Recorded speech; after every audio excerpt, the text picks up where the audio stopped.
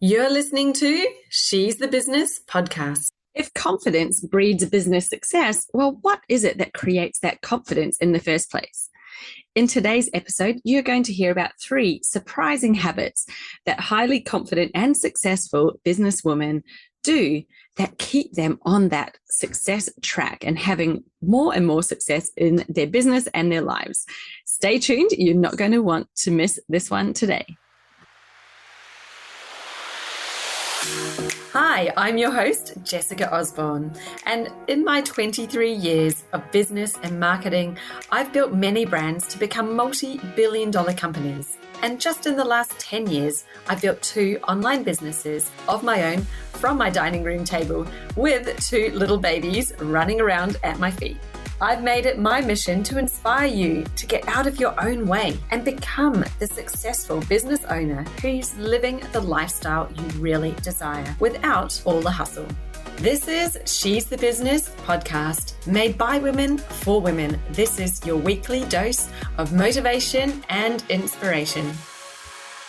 And my very special guest today is Valerie LaVigne, who is a serial entrepreneur, a podcast host, a health coach, and a mentor, helping empowered women who want to show up as the best version of themselves. She's an expert in healthy habits. So she's the ideal person to talk to us about what are these particular habits that the most successful businesswomen employ in their life, in their daily life, to themselves, to become that confident and successful business owner that they are. So without further ado, let me play this interview for you. Okay, and welcome. So here I am with Valerie LaVigne, and I've invited her on the podcast today because she's a seasoned entrepreneur and a very seasoned podcaster, and she's going to talk to us all about habits of confident and successful women in business, which I think we could all say, well, probably 99% of us could say we could all do with a bit more confidence, and definitely to, look at what are those things that the people who are successful are doing in their business, and how can we reflect on our own business and what we're doing. So welcome, Valerie. So excited to have you here today. Thank you so much for having me. I'm very excited. I really enjoy your podcast, as you know, and it just I feel really honored to be here. So thank you again for having me. Oh, you're so welcome. Now, can you tell us a bit about your business, who it is that you serve, how do you help them, before we dive into the success habits? Yeah, absolutely. So I am a healthy habit mentor, and I also am a Pilates instructor. I own a Pilates studio here in Canada. I help women who are making an impact prioritize their own health and wellness so that they can show up for the people depending on them. So these are women usually in a leadership role, anyone from a CEO to a coach, to a mother, to a team member, to a manager, pretty much anyone that is serving some sort of community. And it can be a small community or a really large community, but it's women who are putting themselves out there often or for other people. Mm-hmm. And what I see a lot with these women is that they're not prioritizing their own health and wellness, and they're not showing up as the best versions of themselves, or the best mothers, or the best CEOs, or the best leaders, or practitioners, or whatever the case may be. And so I help them through my tool, which is healthy habits. Mm-hmm. And that can be pretty much anything from physical habits, so working out and Pilates, mm-hmm. to nutrition, to mindset. Basically, we cover anything and everything. My expertise really lies in how habits work and how to implement them, and then holding those women accountable for their habits versus the actual habit themselves. So I kind of laugh and I say, listen, I'm not the expert at what was my my osteopath client I was saying, like, I'm not the expert at anything with osteopathy. I know the body, but not that well, but I can help you with the habits that help you be a better osteopath. And so we were having a little bit of a giggle about that. I love that you said that. And my real first question is, what is it about a habit that is actually the critical thing in becoming successful, or being, like you said, whether it's a successful leader, a coach, a mom, all of those things. Like we all have this within us, right? And you probably feel like, oh, I've got so much to give and I've got so much knowledge, experience, value to provide. And yet we kind of get clouded by whatever is going on in life, the crazy mental load, all of the things that are going on. And so tell me, what is it about a habit in particular that kind of breaks through that cloud of life and helps you kind of step into that place where you can show more of your real self and your value, I guess? That is such a great question. And honestly, it's because it's the small, seemingly insignificant thing that we do every day. So first of all, we all have habits, whether we made them or they just happened on their own. Physiologically, our bodies want to do things really easy, and we're always looking for some sort of craving or reward, and we're always looking to meet that craving. So no matter whether you decided to make a habit or not, you have habits every day, all day. All of us do this. Now, when we're looking at our big goals, especially for women in business, we're looking at these big goals that we're setting out for ourselves, and they seem very far away. And it's not really possible for all of us to take these huge leaps all the time. So what we can do, as you know, being a coach yourself, is breaking those down into smaller goals or smaller milestones and smaller steps to get there. Mm-hmm. And then at an even micro level, you can create a small behavior every single day to help you get you to those bigger goals, no matter what those big goals are.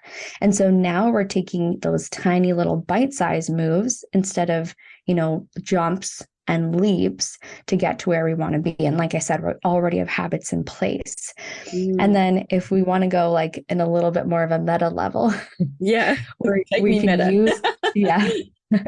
can use the habits that we already have and create new or better habits from those, or swap out our bad habits. And maybe we'll talk about this later, but to get to the places where we want to be. So really short answer is they're the simple things we can do every single day that move the needle forward and get us to those bigger leaps that seem really far away or seem really hard to do, but really they're not that impossible. They're actually quite possible.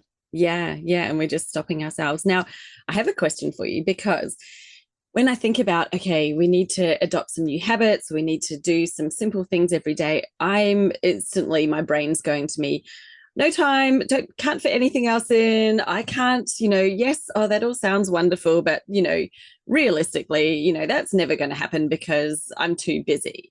But what I've also heard is that when you have a habit, when it's something that has become habitual, it means that we're not actually thinking about it so much. It's actually more in the subconscious, right? It's programmed in. It's something that we're doing that we don't need to think about. So the actual brain load of this habit is not really there. Like it's kind of really minimal, right? So because it's become a habit and it's in our subconscious. Can you talk to me a little bit more?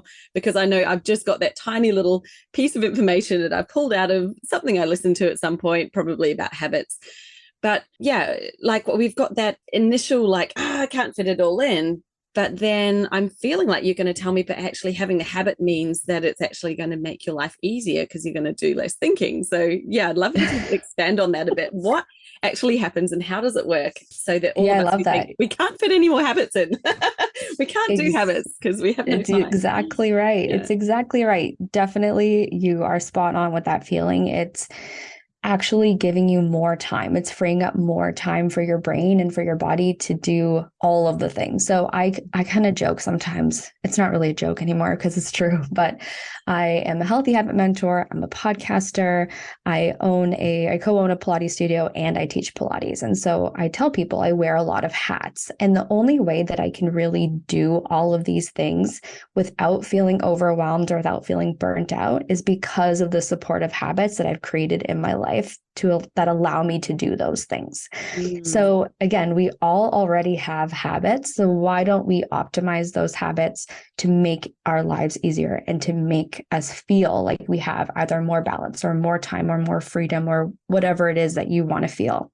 And so when you think, oh my gosh, I can't add another habit into my life. Well, that's not necessarily what we're going to do. If you feel really overwhelmed and really busy, then we're probably going to scale back and we're going to look at what you're actually doing and what you're actually committing to, and if this is supportive for those bigger goals and for that bigger picture. There's an old proverb or saying that says everyone should meditate for 2 minutes a day. And if you don't have 2 minutes a day, then you need to meditate for 2 hours because realistically, everybody has 2 minutes a day. And most habits, especially the ones that we want to start, they can just take 2 minutes a day. I have a client who she really wanted to start reading every day. She knows that a lot of these books that she's bought are just stacking up on her nightstand. And she keeps saying, I want to read 20 pages a day. But every day goes by and no pages are read. And so she beats herself up about it. Well, I don't have time to read 20 pages. Or if I can't do 20 pages, then I'm not going to read at all. And then I said, yeah, but 10 days just went by. That's almost the entire book. You could have finished the book, right? If you're reading 20 pages a day. Yeah. So I said, what if you just read 1 page a day? And she's like, well, what's the point? And I said, because in 10 days, you're going to have read 10 pages. That's 10 more pages than you've read in the last 10 days. So why wouldn't you just start with 1 page a day? And then realistically, as most of us know, that you don't just read 1 page a day and stop. You're going to read probably a little bit more. Yeah. But if you really feel stuck in like, oh gosh, I can't add anything, then really micro it, like really make it tiny. How can you simplify it? How can you make it smaller and then just start from there? Yeah. Oh, I love that, because it is like that thing of like, but I've got to read 20 pages. So she'd be looking at her watch and going, well, I can't fit 20 pages in the time that I've got. So I just won't even start. Whereas, yeah, like just read 1 page, it probably will turn into 3, 4, 5, whatever it is. And something is better than nothing. I love that. I'm borrowing this quote from a fitness trainer that I follow, and her motto is all or something. And I'm like, yes, it doesn't have to be all, just something, like as long as it's not nothing, right? I love that. Something, yeah. all or something. I'm like, I try to remember that all the time when I think I don't have time to exercise. It's like, it doesn't matter what it is, something, just do something. So yeah, that is so great. What I was going to ask you is, do you find if people have, they're really overwhelmed and they've got all of the stuff going on, like probably all the people who come to you need help are in that place, are they actually doing things that could be a habit, but they just actually haven't formed a habit around it? So they're kind of, instead of it being in a rhythm or at a certain time, or having created it into a routine or a habit, they're actually doing it, but they're thinking about it and making it hard work. Do you find that there's that going on, that you can create a habit from stuff they're already doing and just help to reduce the load that way? Or are you introducing new things that they wanting to get done? Oh, I mean, it really depends. So I can work really well with examples. Do you have something in mind that you want to like workshop quickly, or? We can do that. I was just thinking, well, let's choose exercise, since it was just on the brain a moment ago. And you're a Pilates instructor, and I love that you have a Pilates studio. It was actually just complete side tangent. It was a business I was looking at starting myself when I decided to start a second business. I'm like, I'm done with corporate. I was going to start a Pilates studio because I love Pilates. And then I realized that I've just spent 20 years doing marketing, and why would I not do that? So I had that, like, I was almost going down that path, but didn't. But I love that you do. So anyway, little tangent there. So with exercise, I think I probably struggle with this because I haven't created a habit around it, but I want to do it. So I'm just sporadically, I'm like, oh, okay, yeah, I'll go and do that now. But what can easily happen is I can have an intention to do it. And then, the kids are being high maintenance or whatever's going on. And I tend to then put everyone else's needs sort of before mine. Like my husband might be looking like he's, feeling a bit cranky, and he's like, I want to go down the beach. So he goes off, and I don't go, hey, but I was going to exercise. And so I'll go, oh, well, I'll help the kids with their schoolwork, and then I'll go. And then, we get the schoolwork done, and then something else is happening. And I'm sure that this is very common for most people. It's how life goes, especially with exercise, right? We're all being honest. So yeah, I don't have a habit around it, and I don't do as much of it as I'd like to, or as consistently as I'd like to. So, but I do it. I just, yeah. Yeah. So a couple things. I'm glad you said exercise because that's a really common one, and I think a lot of people can understand it really well. So the thing with exercise is that, or with consistency even, I like to tell people, or I like to coach that consistency doesn't have to mean every single day. It means never giving up or not stopping. So like you can't really work out every single day. You're not supposed to work out every single day. You're supposed to move your body every single day, but you're maybe not supposed to train every single day. Now, I mean, if it's Pilates or stretching, you can do those things every day if you want to, but you know what I mean? So yes. And then the other thing that people don't realize is that the workout is actually different every single time. So you're not doing the exact same exercises every single time, which means in that brain connection, when you're making that neural pathway of a habit, you're not actually forming the exercise habit itself because you're not doing the same exercise every day, which why would you? That wouldn't be effective. Yeah. But what you are doing is you're creating a routine, which the routine becomes the habit. So I had this eureka moment recently, a few months ago, where I said, the habit isn't the workout. The habit for me is turning off my computer and getting in the car, because that's where I go work out, is at the gym. Yeah. If I don't turn my computer off and if I don't get in the car, I'm not going to the gym. So for you, because you're traveling, maybe your workout is outside on your yoga mat or your Pilates mat. Maybe your workout is going for a run. So the habit isn't going to be the yoga practice. It's not going to be the trail run. It's going to be putting out the yoga mat, or it's going to be tying your shoelaces. So if you can get in the habit of putting on those shoes and tying your shoelaces, you're one step closer to the habit or to the routine, right? So the other things, if you're struggling, like you're starting to create a new behavior, but it's not habitual yet, one of the things that I like to break down with my clients is, what is making the behavior hard for you to do? So it's typically one of, or maybe it's multiple things, but it's usually, do you have enough time to do the behavior? Do you have enough money to do the behavior? Are you physically capable of doing it?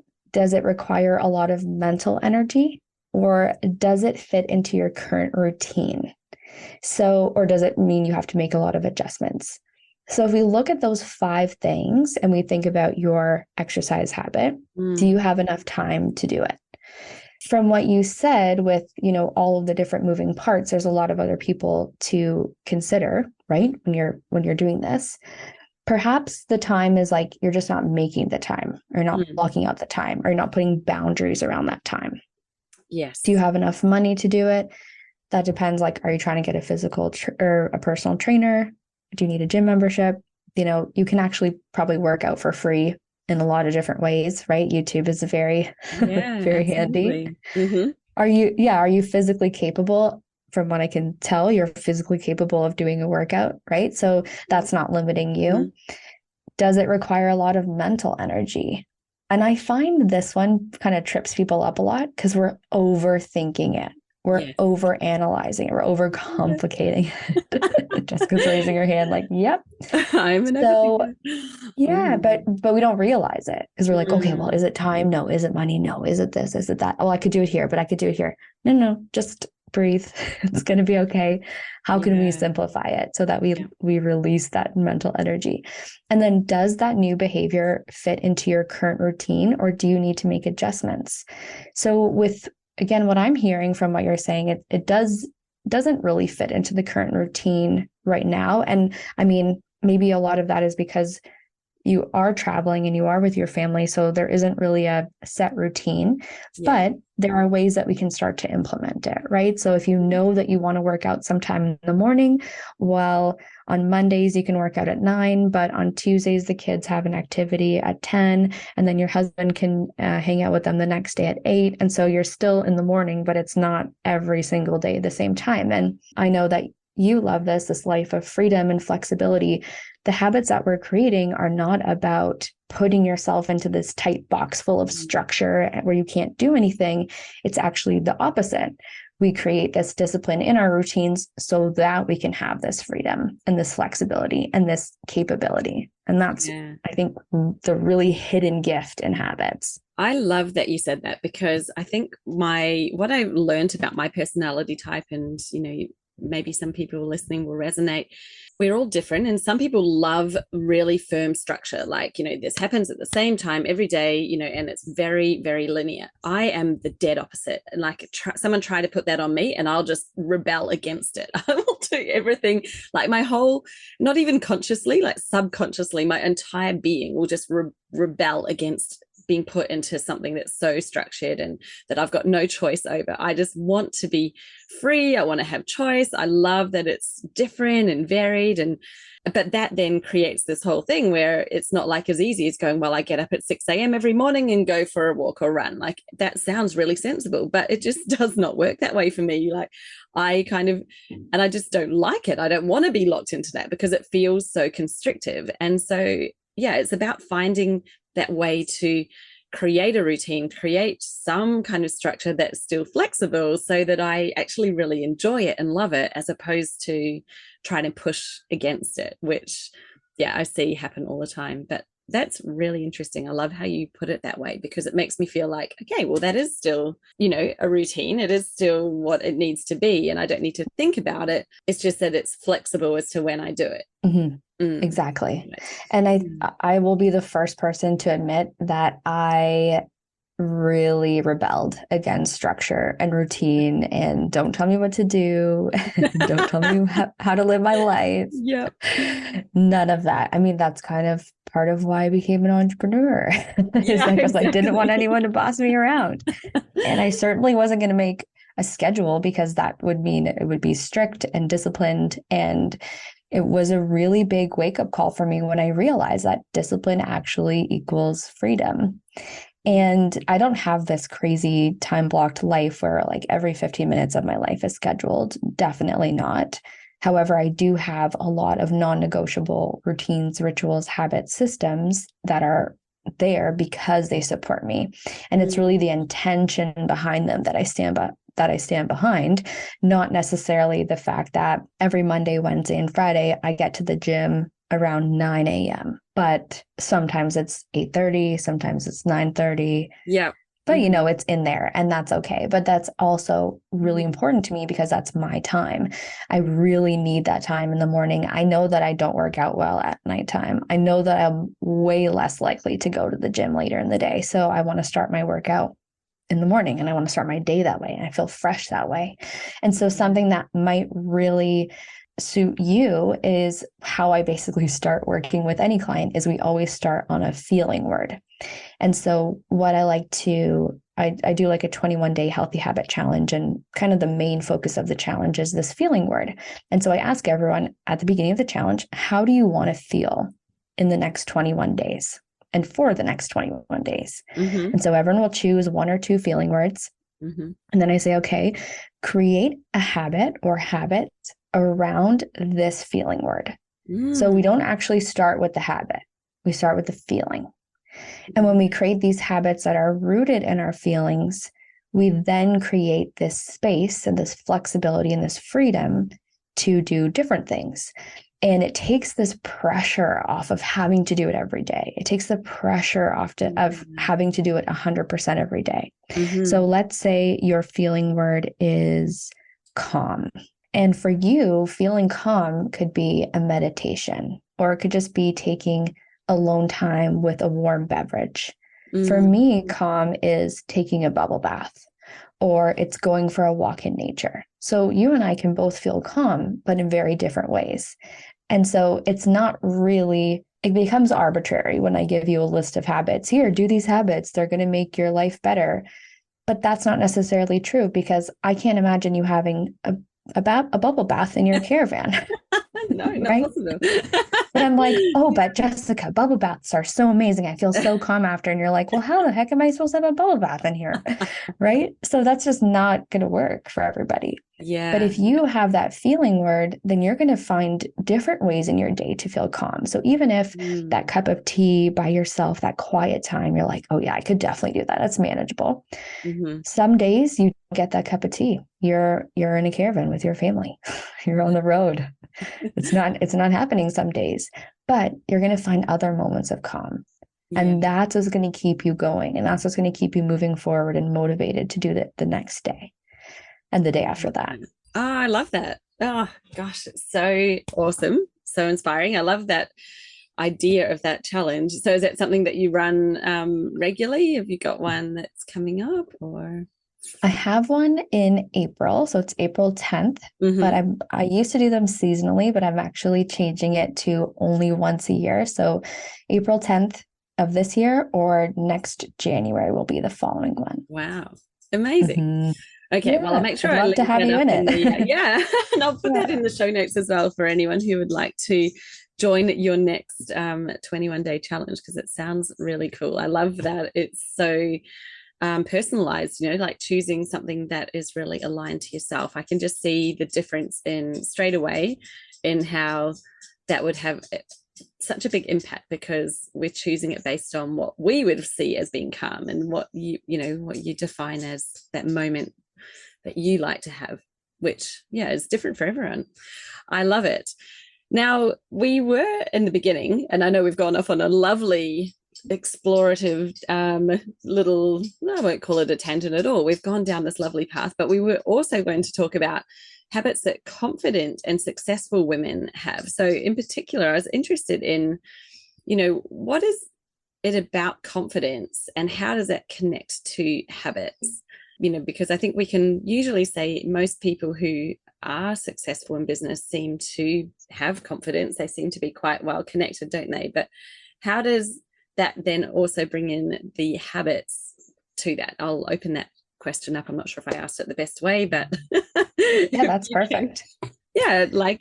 Tell us a bit about it. Yeah, I think it's actually a perfect segue from the feelings to confidence, because everyone's going to have this different definition of confidence. And I was actually thinking about this before our call, and I was thinking, okay, what does confidence really mean to me? And especially when it comes to women in business and showing up confidently in your business. So personally, I define confidence as a certainty and a clarity. And I think of it more as self-confidence when we're talking about this specifically. And it's being certain in your own self and certain in your power and in your impact and in your truth and in your voice, and clarity in what you bring and how you show up, or what you bring to the table, or what you bring to the moment or the situation, whatever it is, the community. And it's that confidence that really reflects your self-worth. So it's all kind of this mirror, I think of it as, especially I find, because I work with a lot of women, not just in my coaching, but it's primarily women at the Pilates studio as well. And what I really notice about the most confident women is that they're really holding space for other women in the class or in the community or in the session, versus women who seem to be lacking confidence or wanting to build their confidence. They don't have that same strength in a group or strength around other people.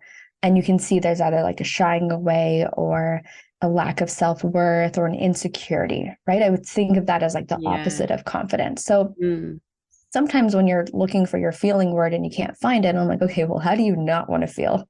And then what's the opposite of that? So sometimes it helps to look at the polarities of it. Yeah. I'm not going to say like I'm 100% confident in my business all the time, because I'm certainly not. And even just the other week, I was phoning one of my friends and being like, I don't know what I'm doing, and I just want to burn it to the ground. And like, I just, you know what I mean? You're just having one of those weeks or one of those days and one of those seasons where you're like, is this me? Like, am I doing this right?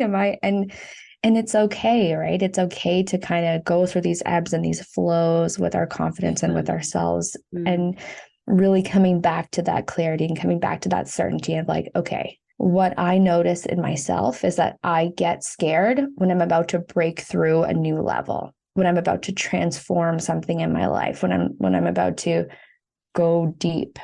And that, that kind of little voice in your head says, oh, no, don't do that. No, you can't do that. No, you shouldn't be doing that. No, look, they're doing it already, so you don't have to do that. They got it. And then it holds you back. But it's really just keeping you safe, right? It's that whole mindset kind of tripped up with it. So really, I think defining what confidence means for you as a woman and as a business owner or an entrepreneur, and identifying how you want to show up as that confident leader in your business. And that's going to really start to bring awareness into the type of leader and the type of confident person that you are. And so, yeah, that's what I would say. For me, it's certainty and clarity. Yeah. Kind of go hand in hand, but for you, it might feel different. Does anything come to mind for you? Like, are you thinking, like, can you define confidence in your way? No, and I think what you said, I'm just going to repeat probably a little bit of what you said, or maybe reframe it. Actually, not reframe it. I will say it again. But I think that what you said was, it actually comes from within. So when you see someone and you're like, wow, they've got so much confidence, it's not an outer shell that is the confidence. It actually emanates from within, deep within, that they just know. They're clear on what it is that they're here for. They're clear why. They're clear what they do, their value. Like, they have that.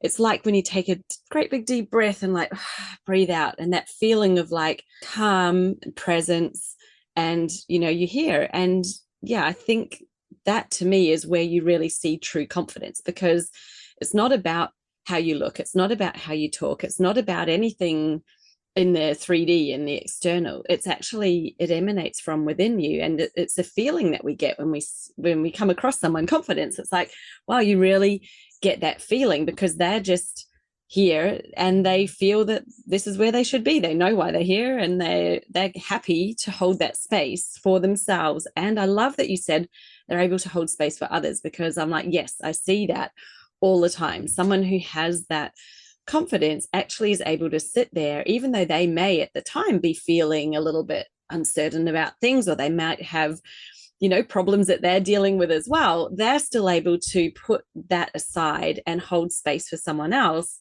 and kind of be there and be that space for them, and provide whatever perspective, or usually it's perspective, advice, whatever it is that person might need, and they're able to do that. And I think that that's a beautiful definition of it, because I think that sometimes confidence is like, you've got to be this show person that's up on stage and being loud and confident, or maybe you're like a model that's on, photos everywhere. It's like, well, that is not necessarily confident. And we all know some models, even though they're photographed and on catwalks, are actually some of the least confident people around. They have so much self-doubt, so much, permanent need of other people's appreciation to feel anything confident. Like, they actually often are some of the least confident people, which is so ironic, right?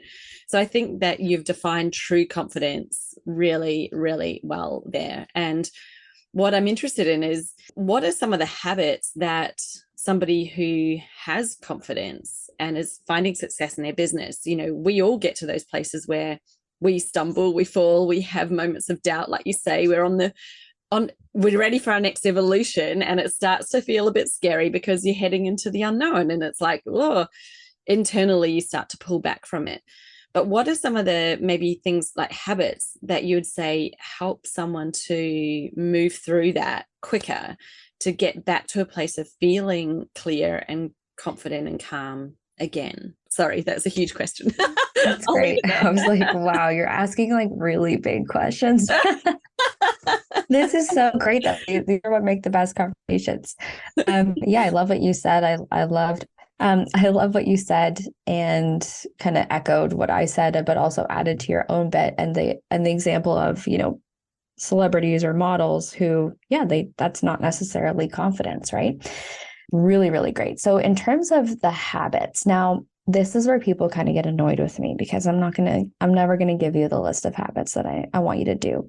However, I do also like to give people really tangible, practical things to do. So everything that I want to share with you, I want it to be unique to you, or to the listener.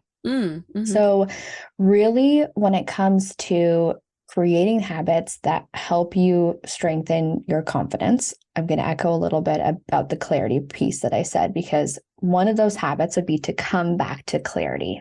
And not just one time, but frequently and habitually coming back to, how do you want to feel in your business? How do you want to show up as a leader? Mm-hmm. When you create goals, always come back to your core values or your core messaging or whatever that is. And when you get in the habit of doing this, what starts to happen is you're really getting in the habit of asking yourself, does this choice that I'm making right now or today, is this choice helping me reach the life or the goals that I'm trying to create? Yes or no? And so when you keep coming back to clarity and you're rooted in that core feeling or that core value, however you want to speak to it and whatever terms and language you want to use, you're making those important decisions. You're creating other goals and you're mapping out this journey for yourself in a really intentional way. So you can think about all of the things you're doing. Are all of your little habits, your big habits, are all of your small actions, are they all helping you reach towards your common goal?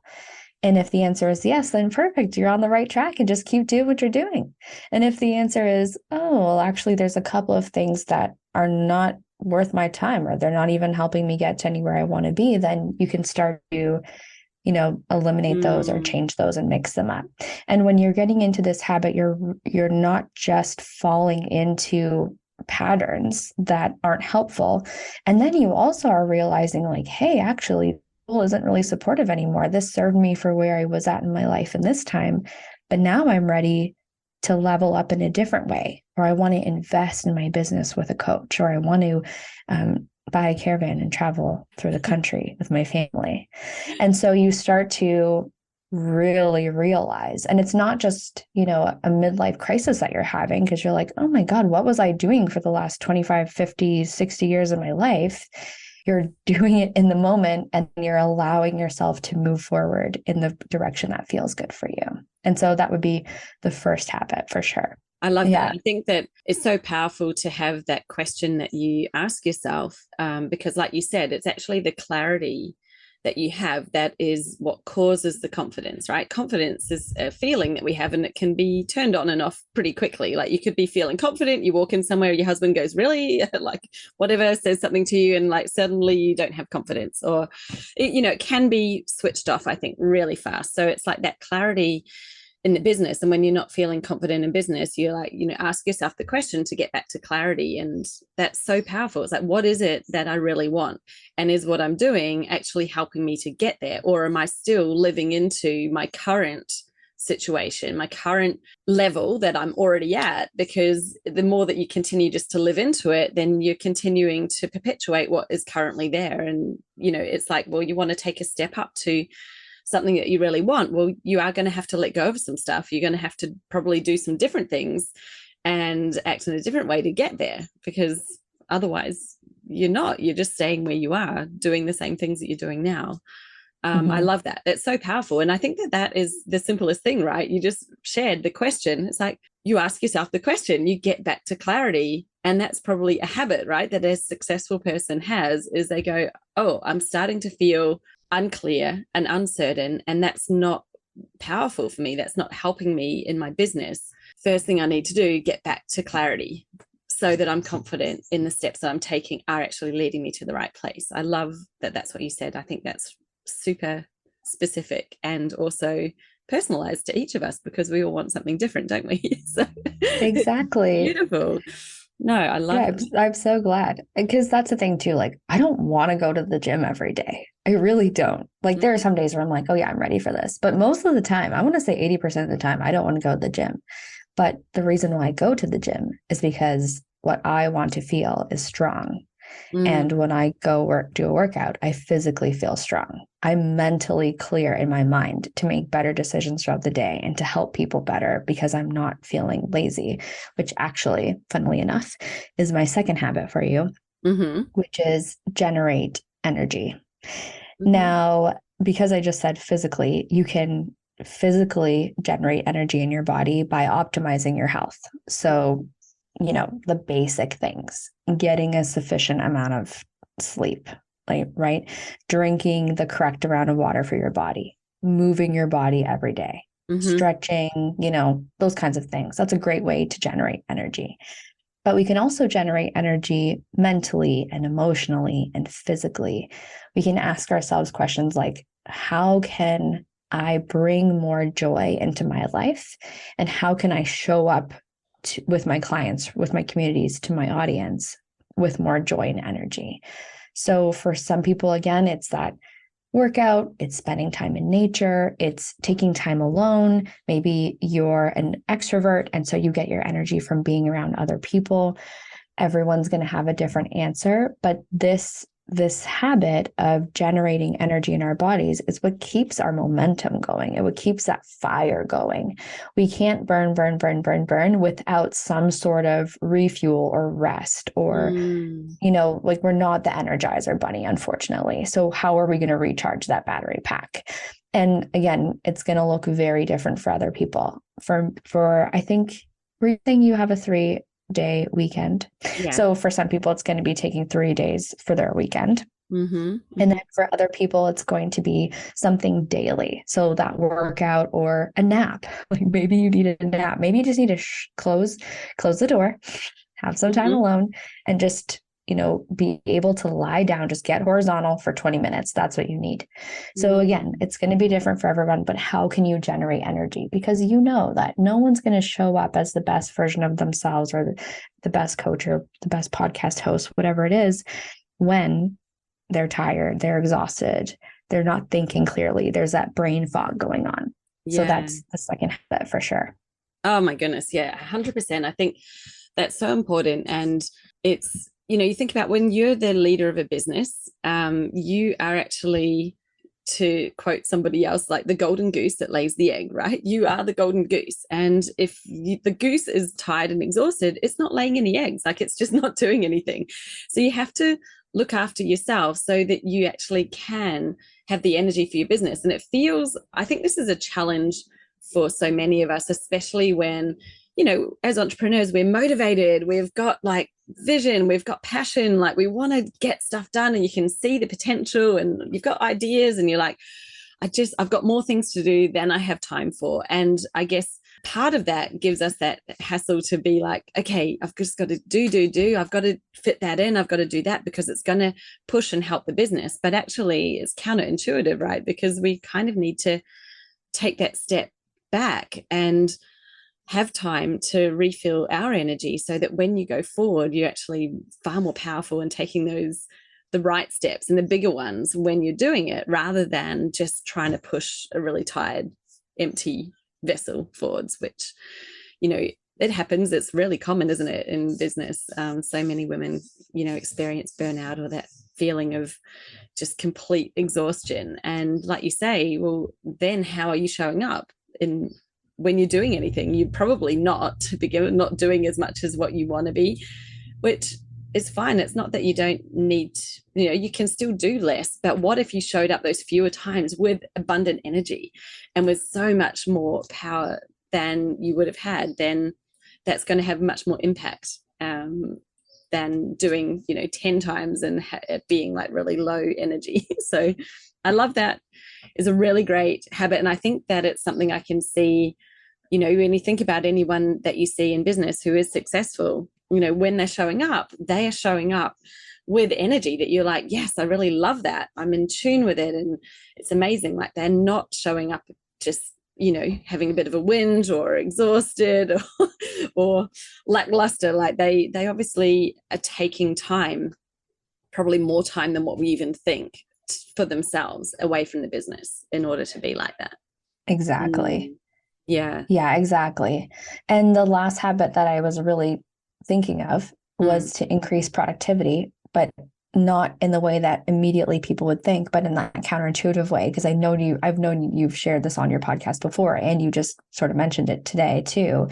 It's not about doing more. Increasing productivity is not about doing more. It's actually about doing less.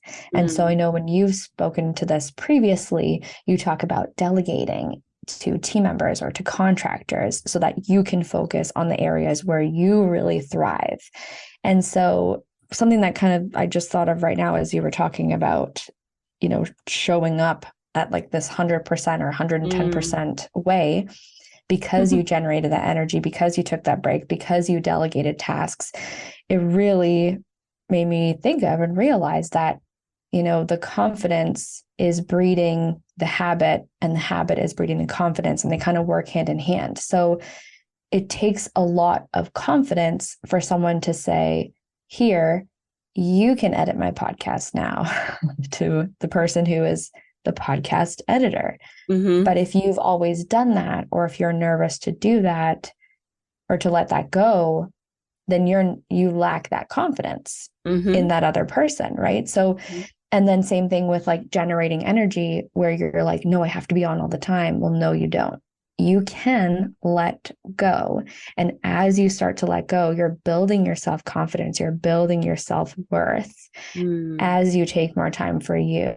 And then that in turn gives you the energy to do the things. It's all very meta again. Yeah, totally. It is. Fell back into that. I love it.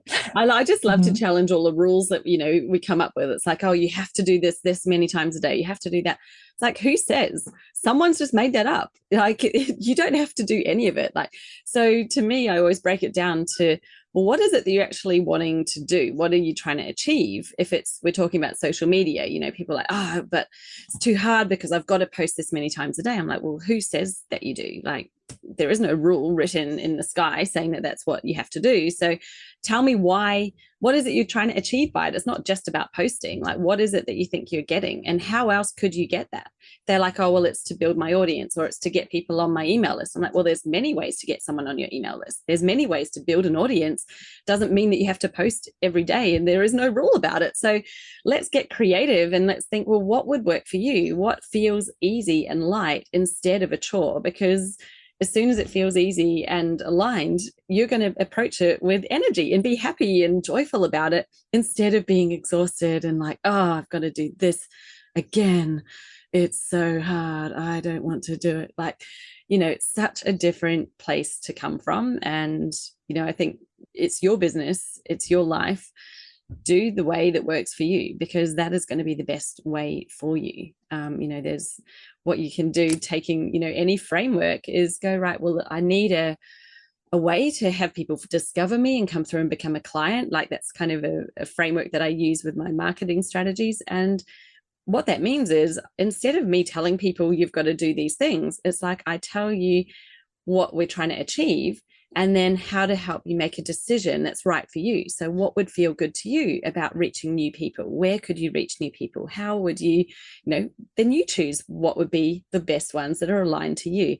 So you like filling in the blanks in the framework, but it's completely personally aligned, rather than, here's a list or a method that you've got to go through and do all these tasks, because that's just going to feel hard and probably unaligned to you, because whoever created it is not the same as you. It's totally different. So yeah, 100%, especially when it comes to social media, because if you look at those lists, it seems impossible, because those lists are coming from typically content creators. When you're a business owner, you're not necessarily a content creator unless that's your business, right? So yeah, it's arbitrary. Like I said, I'll never give you an arbitrary list of things to do. Don't let me do it. No, that's amazing. Well, I've really, really loved this discussion. I think that we've really nailed what confidence means. What are people who have confidence doing that they can continue to stay confident? It's breeding success in their business as well. Yeah, how that the habits are actually what's helping. And I love that we've kind of reframed a bit of what a habit really is, because I feel like this is now something that anyone can take on and adopt, because it's about helping it. A habit is helping you to do something that continually is helping you grow without it being hard work, and actually taking away the pressure, taking away all that effort and energy. So thank you so much, Valerie, for sharing all that expertise with us. And do you have any last takeaway point that you want to say, that if someone's feeling like, oh, I just really want to be more confident, successful in business, where should I start? What would you say that they do? Okay. I would say, apart from everything that we've already said, of course, start with all of that. Yeah. Keep it really simple. really, really simple. So you can ask yourself another question. What would help me feel confident today? And for some people, that might be wearing something that really makes you feel confident, like your favorite outfit, or maybe it's doing your makeup or your hair, if that's what you're into.